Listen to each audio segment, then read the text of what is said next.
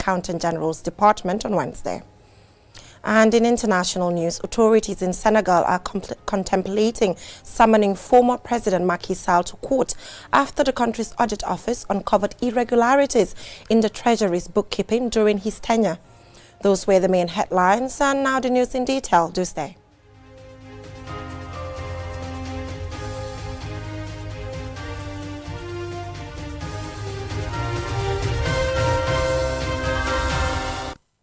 Thank you for staying with us. This is QTV News.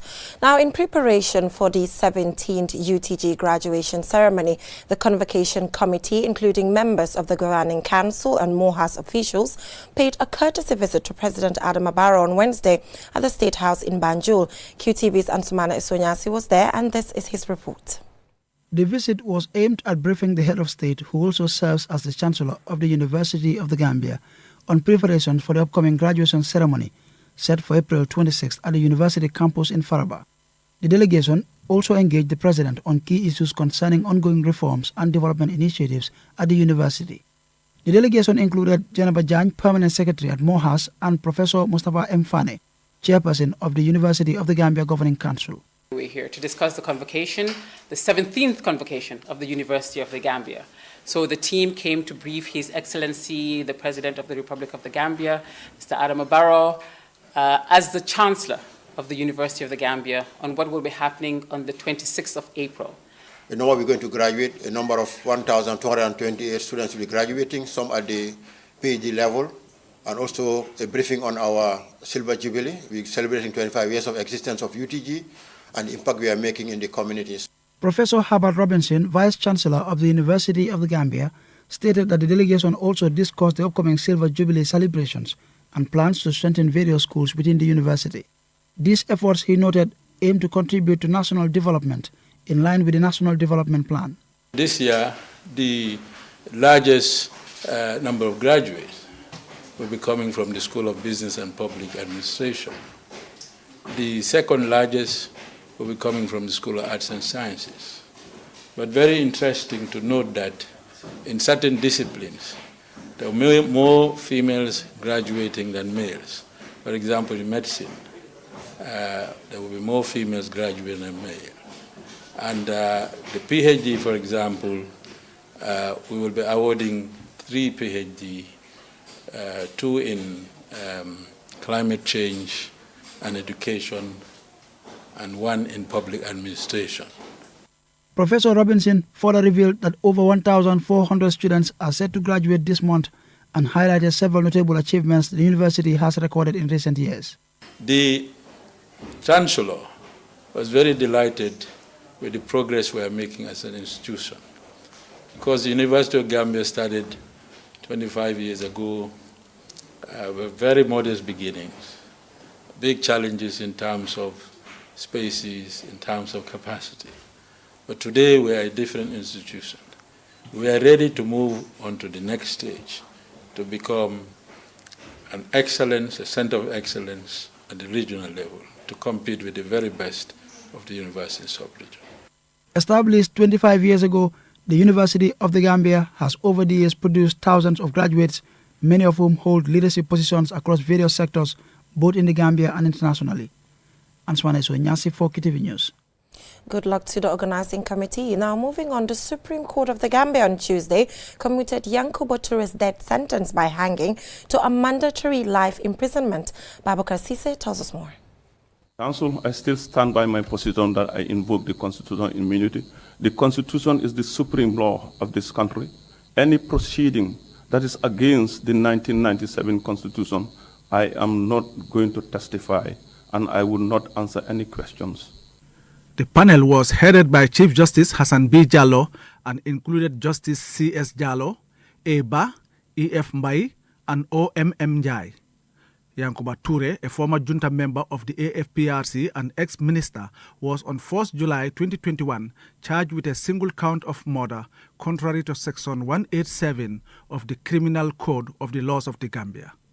The particulars of the offense alleged that Yankuba Toure, sometimes in June 1995, at Kololi in the West Coast region, caused the death of Usman Koro Sise, the former Minister of Finance, by beating him with a pistol-like object and other dangerous weapons. In a lengthy judgment, Judge Eba recalled that on 8 July 2019, Yankuba Toure was arraigned before the Banjul High Court, where he pleaded constitutional immunity against the murder charge. However, the court entered a not guilty plea on his behalf. Supreme Court Judge Eba recalled that on 27 January 2021, the Supreme Court of the Gambia dismissed Yankuba Toure's plea for constitutional immunity from prosecution for the alleged murder of Usman Koro Sise. The Supreme Court directed the High Court to proceed with Toure's trial. Justice Bah noted that PW6 Alaji Kanyi testified that in June 1995, he and others, including Edward and Peter Singate, drove from Cape Point to Yankuba Toure's house in Kersering. Kanyi stated they found Toure at home, but none of his family members or guards were present. Kanyi testified that when they entered Toure's house, Lieutenant Edward Singate informed them that they were going to kill Minister Usman Koro Sise. Kanyi was told to wait at the gate and upon hearing a noise, turned to see Lieutenant Peter Singate strike Sise. Kanyi then saw Toure, Pa Aliou Gomez, BK Jata and Tumbul Tamba also hit Sise with Toure using a stick. In her judgment, Justice Bah stated that the lower court had proven the prosecution's case, a finding upheld by the appeal court. The Supreme Court, however, would not interfere with the lower court's findings.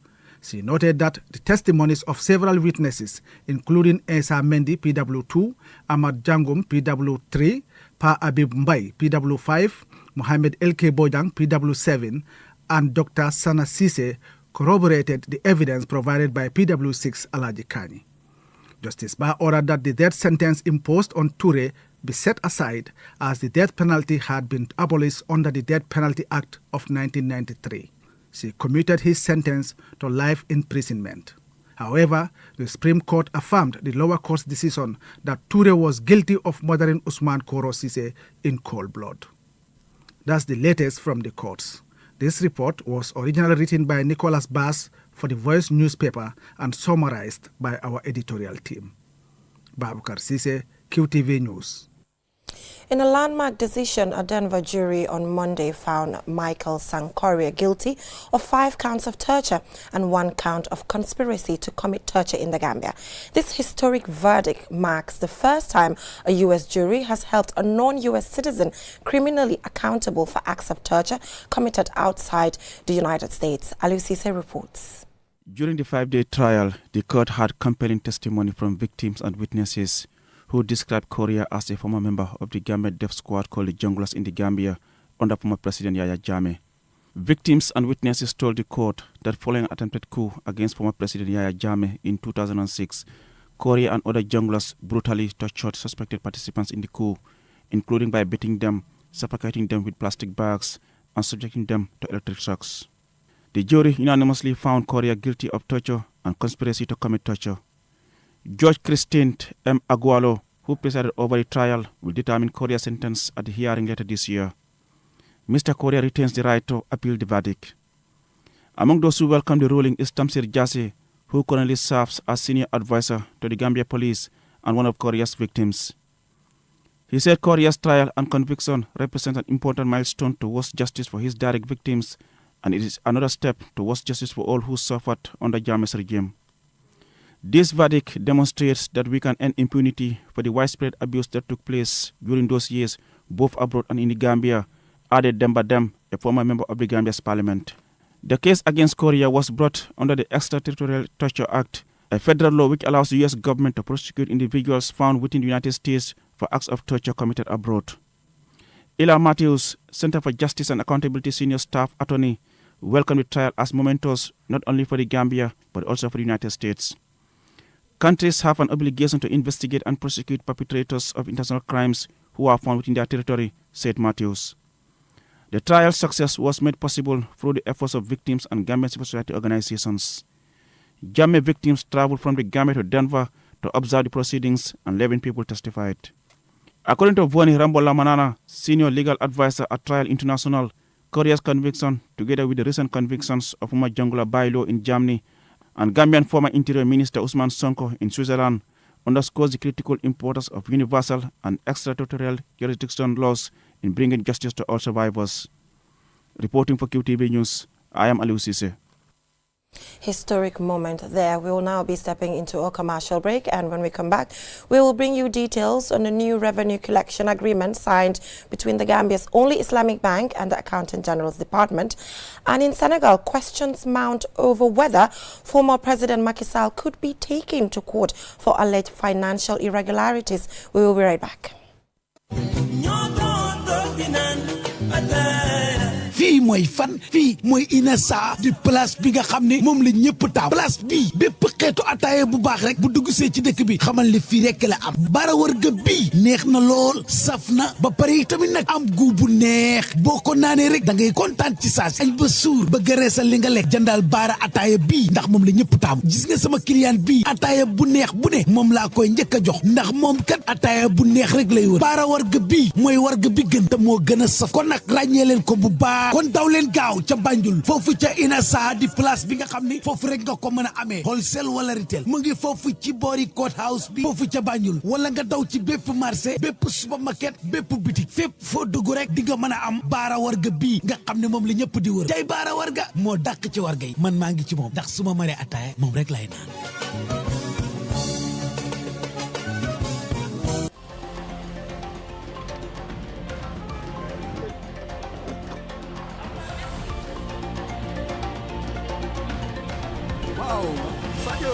Ça va? Ça va, bien job.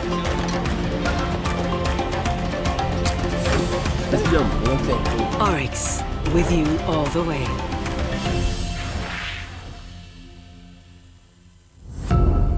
Powered by Africa, Oryx Energies.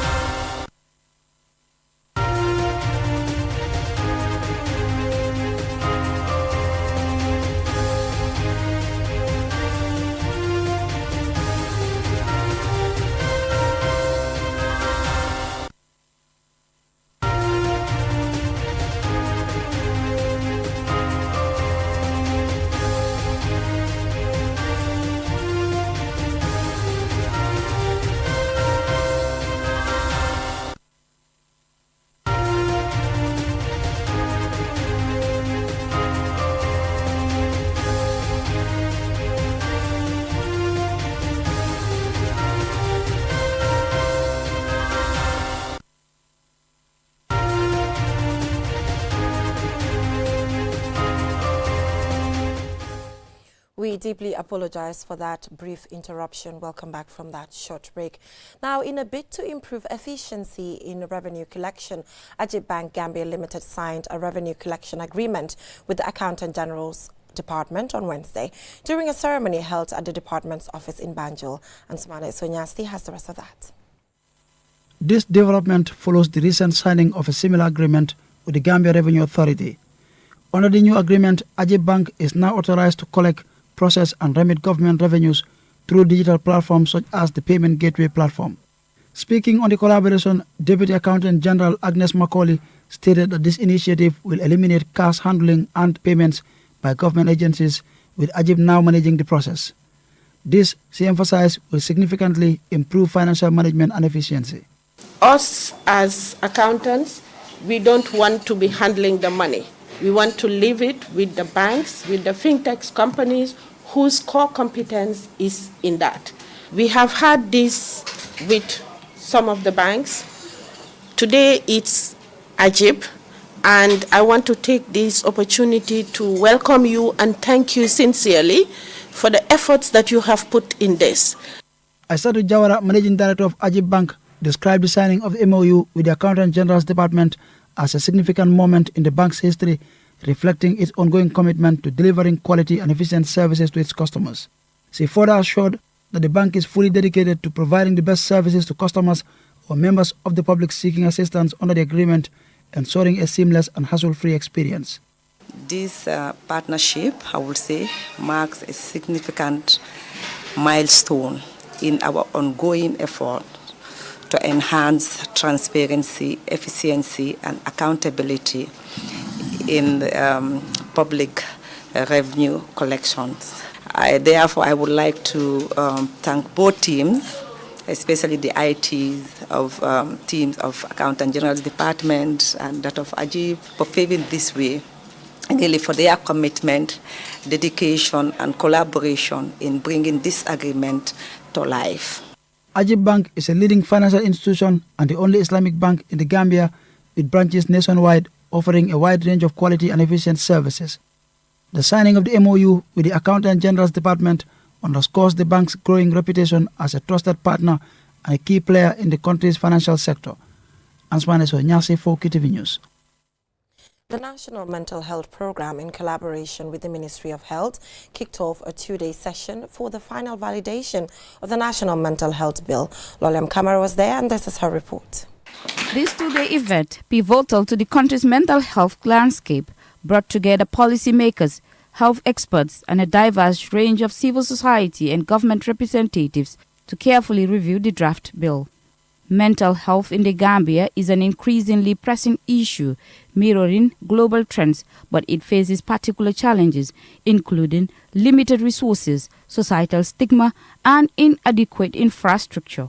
Ma'am Jara Marega, the program manager of the National Mental Health Program at the Ministry of Health, highlighted that 17 years after initial discussions about the policy, the country has now reached a critical juncture. She emphasized that the journey has been shaped by invaluable lessons learned, and the program is committed to doing better moving forward. The 2007 policy laid an important groundwork, but implementation showed there are critical gaps. Let me highlight some of these gaps. Limited mental health services, community mental health services were materialized. Mental health services are largely centralized, leaving regions such as North Bank East and West and CRL understaffed. Madam Marega outlined plans to revitalize community mental health services, ensuring that they reach every corner of the Gambia and benefit communities nationwide. Jibril Jaju is the Director of Planning and Information at the Ministry of Health. From the consultation phase, the Directorate of Planning engaged the National Mental Health Unit to actually start the process of the writing phase. And the writing phase has been divided into two components. Component one is to bring the experts together to actually look at the details in terms of the priorities for the policy, analyzing the consultation results that we have, gathered to develop 8 to 9 or 10 priorities, as you may see in the draft. Dr. Fatoumata Diba, the Director of Health Services at the Ministry of Health, commended the efforts of all stakeholders involved in the drafting and reviewing of the strategies. She emphasized that through their collective efforts, they will ensure mental health receives the attention and focus it urgently needs. The Gambia's National Mental Health Program has introduced initiatives to improve mental health services nationwide. Key officials, including Yusuf Fature, Permanent Secretary, Ministry of Health, Amadou Kamara, Chair, National Assembly Select Committee on Health, and Aman Ganahore, UNICEF Deputy Rep, stressed the urgent need for the mental health bill. They urged participants to validate the document with strong commitment to its implementation, emphasizing the importance of safeguarding the mental health of future generations. The establishment of a mental health bill in the Gambia could greatly strengthen efforts to address mental health issues by providing a legal and institutional framework. This framework would help guide policies, protect the rights of individuals and improve the overall quality of mental health services across the country. For QTV News, Loliam Kamara. From that story by Loliam Kamara, now let's take a look at news beyond our borders.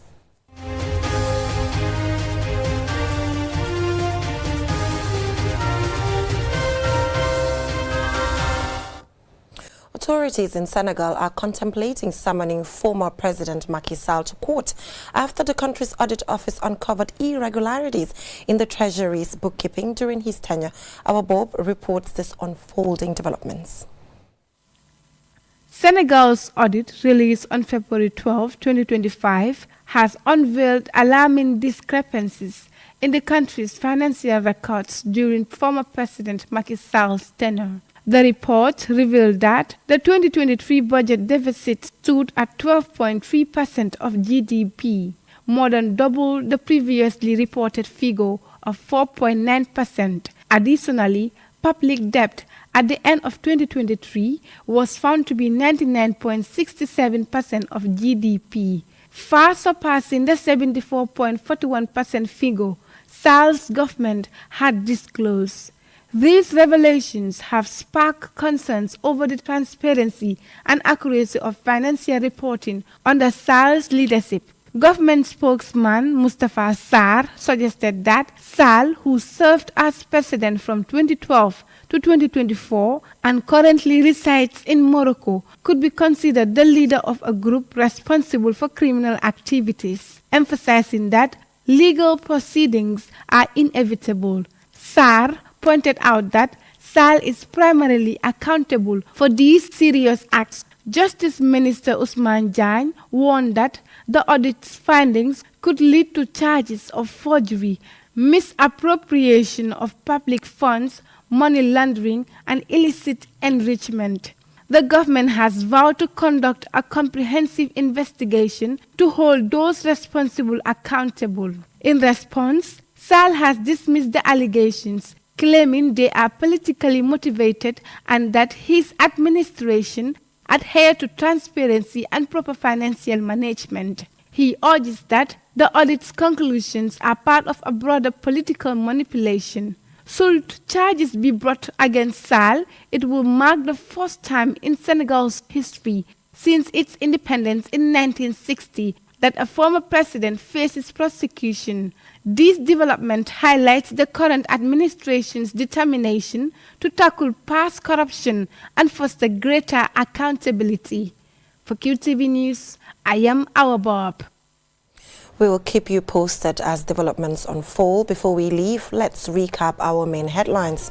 In preparation for the 17th UTG graduation ceremony, the Convocation Committee paid a courtesy visit to President Adama Barrow on Wednesday at the State House in Banjul. The Supreme Court of the Gambia on Tuesday commuted Yankuba Touré's death sentence by hanging to a mandatory life imprisonment. In a landmark decision, a Denver jury on Monday found Michael Sang Correa guilty of 5 counts of torture and 1 count of conspiracy to commit torture in the Gambia. In a bid to improve efficiency in revenue collection, Ajib Bank Gambia Limited signed a revenue collection agreement with the Accountant General's Department on Wednesday. In international news, authorities in Senegal are contemplating summoning former President Macky Sall to court after the country's audit office uncovered irregularities in the Treasury's bookkeeping during his tenure. Well, that is all we have time for. Join us at 10 p.m. for another bulletin. Thanks for watching.